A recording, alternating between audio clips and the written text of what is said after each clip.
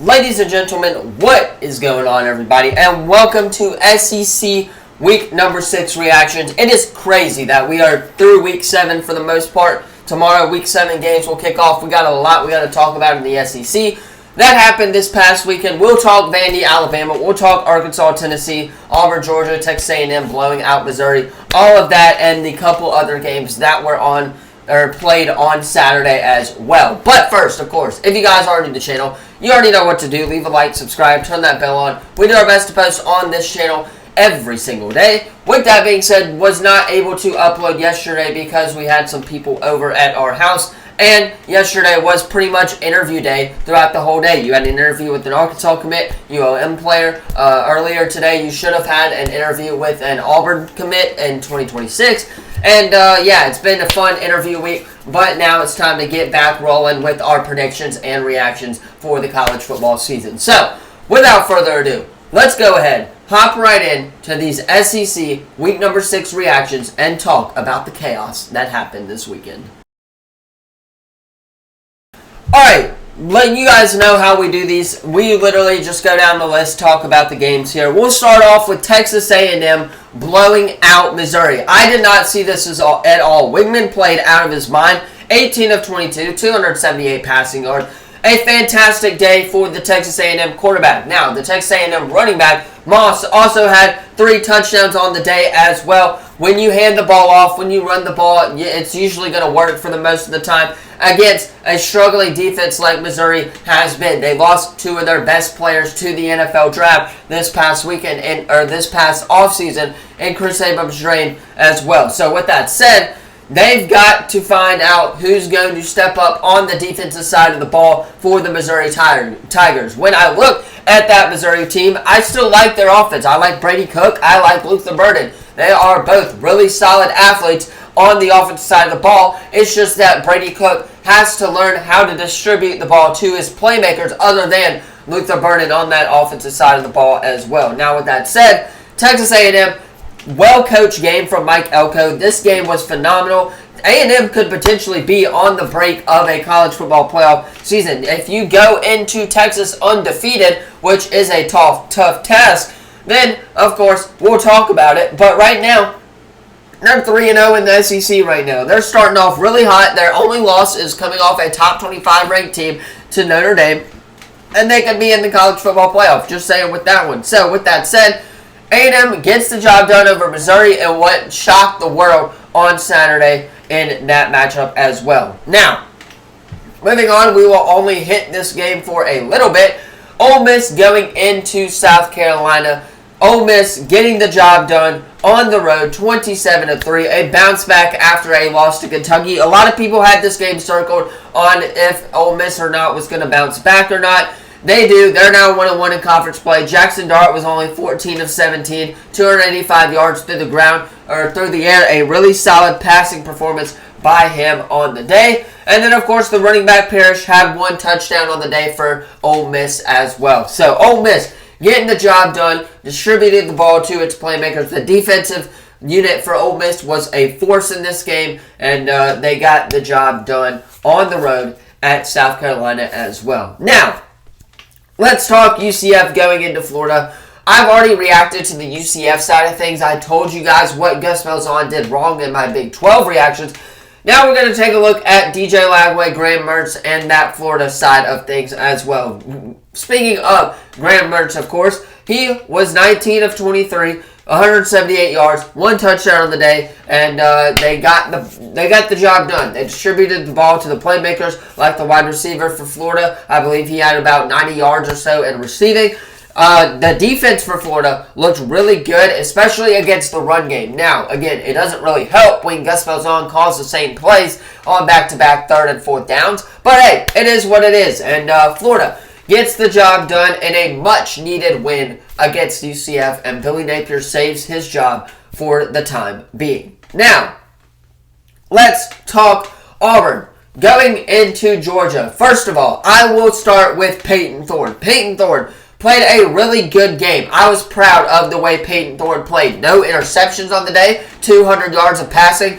A really solid day for Peyton Thorne. Honestly, I think any other given day against another team like Arkansas, I think if he would have played like that in the Arkansas game or in the Oklahoma game, then we would have won that game. Now, with that said, Georgia's defensive unit is really good, and Jarquez Hunter ran the ball all over Georgia in this matchup. He had 1 touchdown on the day, 91 yards, 13 carries. When you give the ball to the guy who can make the plays, that's how it's going to get done. Cam Coleman did not look at all great in this matchup. He did not look like he wanted to be at Georgia at all. Keandre Lambert-Smith, yes, was a big factor in that, having about 100 yards receiving through 7 receptions. So a big day for Keandre Lambert-Smith. Now, when I look at the Georgia side of things, they just were the better team. They had the better guys by far. Carson Beck, played pretty dang good. 340 yards, 2 touchdowns on the day, 35 of 39,